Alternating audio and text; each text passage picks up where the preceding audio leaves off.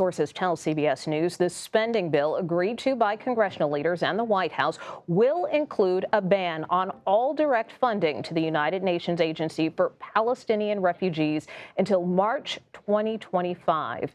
Israel has accused over a dozen UNRWA employees of participating in the October 7th attack. Earlier today, Israeli Prime Minister Benjamin Netanyahu addressed Republican senators virtually, this less than a week after Senate Majority Leader Chuck Schumer called for new elections in Israel. Senate GOP leaders had this to say after the meeting.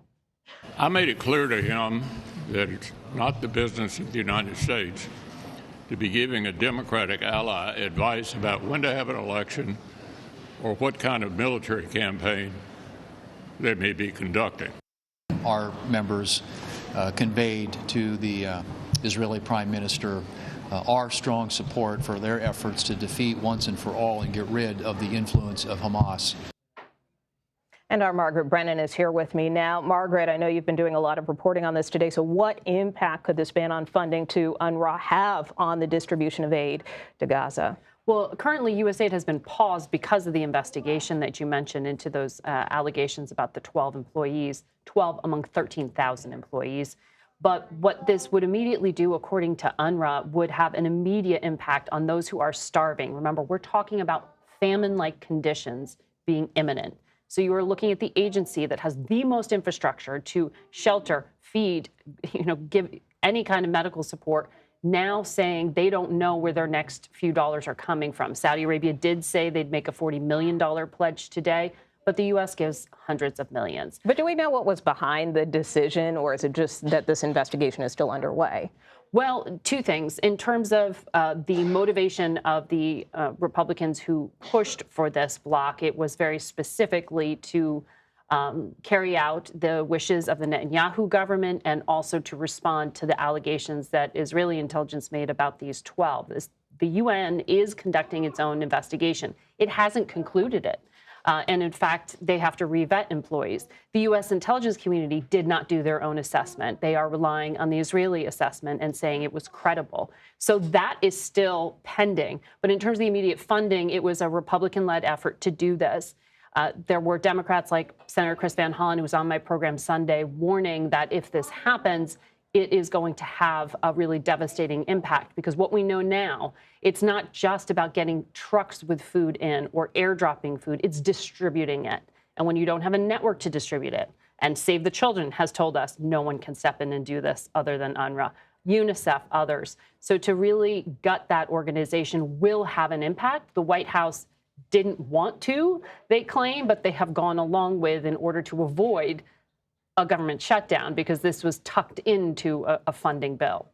And then in terms of the Prime Minister's address to Senate Republicans today, what more do we know about his message to lawmakers, and why did he specifically address Senate Republicans as opposed to senators as a whole? Well, according to Senator Barrasso, one of the lead Senate Republicans, he asked the Prime Minister to speak to them, and Senator Schumer was offered the choice and declined the offer. But this is a political punchback. I mean, there's no question about this. This is a response to the fact that the majority leader, who views himself in a unique role as the highest-ranking Jewish official in American history, to speak with the authority he felt he had on the moral issues he laid out in the speech. His speech was very specific. He didn't just talk about Israeli elections. He called for Palestinian leaders to step down. He called for Netanyahu to disavow the right-wing extremists within his government who have used bigoted language and advocated for bigoted policies. That's what he said in his speech. So it wasn't just, trying to unseat a leader. It was very specific and driving towards a peace agreement.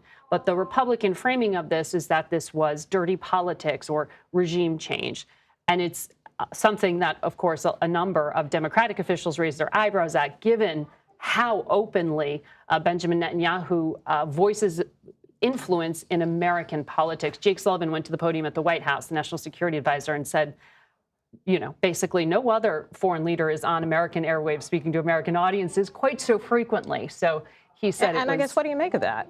Well, he has an important audience here in the United States. The United States and Israel have this really unique relationship in terms of funding, military and intelligence support, and also the Israeli government views their consulate in New York City to be their most important diplomatic outpost in the world because of the number of American Jews who live there in that city, and their view that the diaspora has a vested interest in the future of the Jewish democratic state. So there is a unique relationship there, but the influence into American politics is where this is getting really dirty really quick.